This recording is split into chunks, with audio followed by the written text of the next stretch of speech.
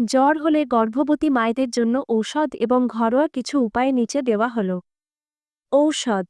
গর্ভাবস্থায় জ্বর হলে সাধারণত প্যারাসিটামল ঔষধ নিরাপদ। এটি জ্বর এবং অ্যাসোসিয়েটেড ডিসকমফর্ট কমাতে সাহায্য করে। ডোজ। ফার্মেসিতে এই ঔষধটি সহজেই পাওয়া যায় এবং প্যাকেজের নির্দেশাবলী অনুসরণ করে সঠিক ডোজে গ্রহণ করা উচিত। আপনার জন্য সর্বনিম্ন যে ডোজে কাজ হয় সেটি বেছে নেওয়াই ভালো। চিকিৎসকের পরামর্শ। যদি আপনার অন্য কোনো স্বাস্থ্য সমস্যা থাকে বা জ্বর বেশি থাকে 100.4 ডিগ্রি ফারেনহাইট বা 38 ডিগ্রি সেলসিয়াসের বেশি এবং প্যারাসিটামল খাওয়ার পরেও না কমে, অথবা যদি অন্য কোনো উপসর্গ দেখা দেয় যেমন শ্বাসকষ্ট, বুকে ব্যথা, র্যাশ, মাথা ঘোরা, পেটে ব্যথা, বাচ্চার নড়াচড়া কমে যাওয়া, তাহলে অবশ্যই দ্রুত ডাক্তারের পরামর্শ নিন।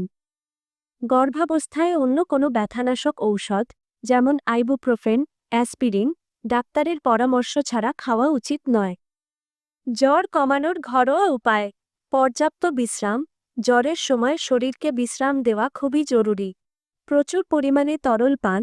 ডিহাইড্রেশন এড়াতে প্রচুর পরিমাণে জল, ফলের রস, স্যুপ এবং অন্যান্য তরল খাবার গ্রহণ করুন। এটি শরীর থেকে টক্সিন বের করে দিতেও সাহায্য করে। পাতলা কাপড় পরিধান। হালকা, আরামদায়ক এবং বাতাস চলাচল করতে পারে এমন পোশাক পরুন। ঠান্ডা সেক। কপালে বা বগলে ঠান্ডা ভিজা কাপড় বা বরফের টুকরা দিয়ে সেক দিন। ফ্যান ব্যবহার। ঘরে পর্যাপ্ত বাতাস চলাচলের ব্যবস্থা করুন অথবা ফ্যান ব্যবহার করুন। গরম ভাপ নেওয়া। যদি সর্দি বা নাক বন্ধ থাকে তাহলে গরম পানির ভাপ নিতে পারেন। নুন জলে গার্গল। গলা ব্যথা করলে হালকা গরম নুন জল দিয়ে গার্গল করতে পারেন। পুষ্টিকর খাবার। সহজ পাচ্য এবং পুষ্টিকর খাবার গ্রহণ করুন। কখন ডাক্তার দেখাবেন? জ্বর 100.4 ডিগ্রি ফারেনহাইট 38 ডিগ্রি সেলসিয়াসের বেশি হলে এবং প্যারাসিটামল খাওয়ার পরেও না কমলে। জ্বর 24-48 ঘন্টার বেশি স্থায়ী হলে। শ্বাস নিতে অসুবিধা, বুকে ব্যথা বা ফুসকুড়ি দেখা দিলে।